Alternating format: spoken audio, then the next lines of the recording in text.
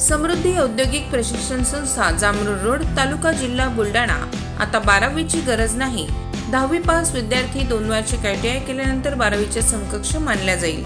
Traders, electrician, fitter, welder प्रवेश देणे सुरू। मुलींसाठी फी मध्ये विशेष सवलत। संपर्क 98 Mother Teresa school of nursing Buldhana. GNM साठी प्रवेश देणे सुरू। पात्रता 12वी उत्तीर्ण। शिष्यवृत्ती उपलब्ध।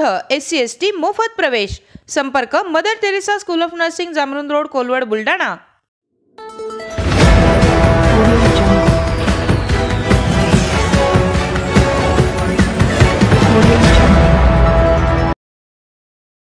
अत्यावश्यक सेवेत असलेल्या रुग्णवाहिका चालकांना 18 महिन्यांपासून पगार नाही। 102 टोल फ्री रुग्णवाहिकेवरील चालकांचं बेमुदत उपोषण। अत्यावश्यक सेवेत असलेल्या शासकीय 102 क्रमांकाच्या टोल फ्री रुग्णवाहिकेवरील कंत्राटी चालकांचे गेल्या 18 महिन्यांपासून पगार झाले नसल्याने त्यांच्या कुटुंबियांवर आता उपासमारीची वेळ आली आहे। वारंवार वरिष्ठांकडे मागणी करून देखील त्यांचा पगार होत नसल्याने जिल्ह्यातील ग्रामीण रुग्णालयातील रुग्णवाहिकेवर कार्यरत असलेले एकूण 17 रुग्णवाहिका चालक बुलढाण्यात गेल्या 3 दिवसांपासून आमरण उपोषण करतात। पगारासह विविध मागण्या त्यांनी या निमित्ताने शासनाकडे केल्यात। रुग्णवाहिका चालकांच्या उपोषणामुळे यंत्रणा प्रभावित होण्याची शक्यता नाकारता येत नाही।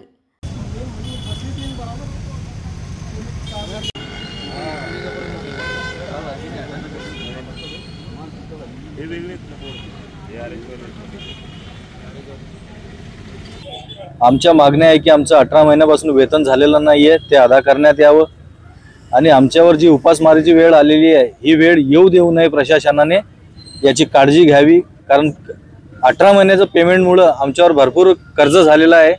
लेकरांचं शिक्षण होणं मुश्किल झालेलं आहे, किराणा आहे, भरपूर गोष्टी आहेत। अशा या गोष्टीची जाण ठेवून शासनाने आमचं काम लवकरात लवकर करून द्यावे ही विनंती। किती कर्मचारी आहेत? एकूण आम्ही 17 रुग्णवाहिका चालक आहोत आणि सर्वांवर ही उपासमारीची वेळ येऊन टेकलेली आहे। बार आम्ही प्रशासनाला विनंती केली की आमचं अनुदान जे आहे लवकरात लवकर बोलून आमचं जे पेमेंट थकीत राहिलेलं आहे ते देण्याचा प्रयत्न करावा, परंतु त्यांच्याकडनं आम्हाला वारंवार दिशाभूल केल्या जात आहे, टाळाटाळ होत आहे।